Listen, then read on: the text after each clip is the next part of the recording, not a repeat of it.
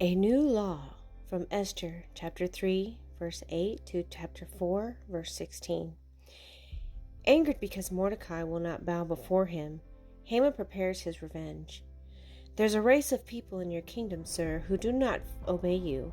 For your safety they should be destroyed. Give me permission to make a law that will rid Persia of them. You are a loyal man, Haman. Here is my ring. Use its seal to show that your law is my law. Haman acts at once. Write this down, and see that each governor in the kingdom receives a copy of it. Every Jew in Persia is to be destroyed on the 13th day of the 12th month. Those who kill the Jews may keep as rewards all the money and goods of the Jews they kill. The orders are written and delivered throughout the kingdom. Jewish families are terrified. Why? Why? We have done no wrong, and wherever we go, there's a price on our heads. When Mordecai hears the orders, he dresses in cloths of mourning and pours ashes over his head to show his grief. From her palace window, Esther sees that something is wrong. Find out what is troubling Mordecai. The queen asks why I mourn. Doesn't she know that Haman's orders means death to every Jew in Persia? Show this to her. Tell her she must go to the king and ask him to spare the Jews. The frightened servant carries the message to Esther. I go to see the king? Mordecai knows that anyone who appears before the king without being invited is subject to death, and I have not been called to see the king for 30 days.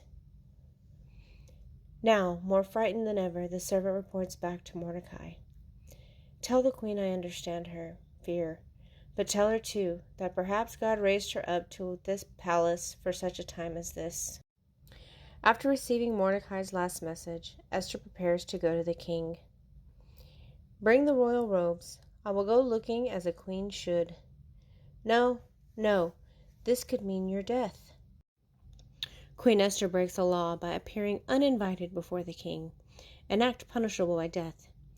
But the lives of her people, the Jews, are in danger, and she is the only one who may be able to save them. Esther, what does she want that she would risk her life to get?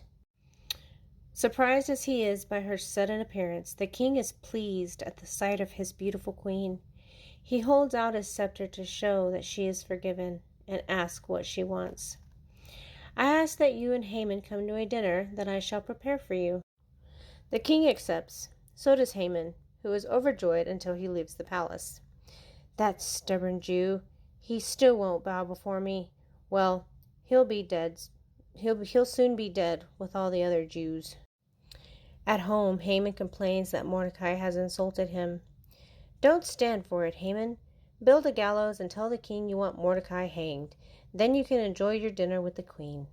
I'll do it. I'll have the gallows made and go to see the king early in the morning. But that night the king cannot sleep. He calls for a scribe to read to him from the records of the kingdom. When the reading reaches the story of Mordecai, the king interrupts. Stop. What reward did he receive for saving my life? None, my lord. At that moment, Haman enters the court and is brought before the king. Haman, you're just the man I wanted to see. What shall I do to honor a man who has pleased me? I knew the king would recognize my services. Let him wear one of your robes and ride your horses. Then have one of your nobles lead him through the city, telling everyone that this is the way the king honors those who please him. Good. Get the robe and horse and do exactly as you have suggested. For Mordecai. Mordecai! But yes, sir. Angry and humiliated, Haman is forced to perform for his enemy, Mordecai, the ceremony that he had planned for himself. The ceremony over, Haman covers his head in shame and hurries home to tell his family. This looks bad for you, Haman. All is not lost. The king has signed an order to kill the Jews, and not even he can change it. Now I must dress to go to Queen Esther's dinner. At least she recognizes me. Later at the palace, Queen Esther, when you dared to come to the throne room, I think you wanted a greater favor than to ask me to dinner, didn't you? Yes, my lord, I did. What is it? I'll grant whatever you ask. I'll ask for the life of myself and my people. By the cruel plan of a certain man, we are to be put to death. Put you to death? Who would dare do such a thing? Haman. Now, for the first time, the king knows that his wife is Jewish, and that Haman tricked him into signing her death warrant. In anger, the king leaves the room. Queen Esther, I'll do anything you say, only spare me, spare me. The king's servant knows that Haman is doomed to die, and he covers the man's head with cloth. Haman built a gallows on which he wanted to hang Mordecai, and on that gallows Haman shall hang. Take him away. You shall have Haman's wealth for the suffering he has caused you. My cousin, Mordecai, has suffered too. Mordecai is your cousin? I'll put him in Haman's place, second in power in all my kingdom. With Haman out of the way, no one will dare to harm either of you. A few days later, Esther takes the second step in her campaign. If I have pleased you, I beg you to take back the order Haman sent to kill all the Jews. I wish I could, but according to the Persian law, no man, not even I, can cancel an order that has been signed with my seal. But I can send a new order. The order is written and rushed to the governors throughout the empire. Listen, the king says the Jews may arm to protect themselves, and that Mordecai, a Jew, has been made prime minister. Ah, the king is on the side of the Jews. We'd better be too.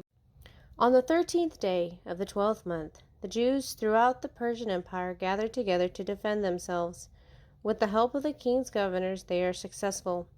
And at the palace, I've written an order that every year all the Jews must celebrate the days when we were saved from our enemy.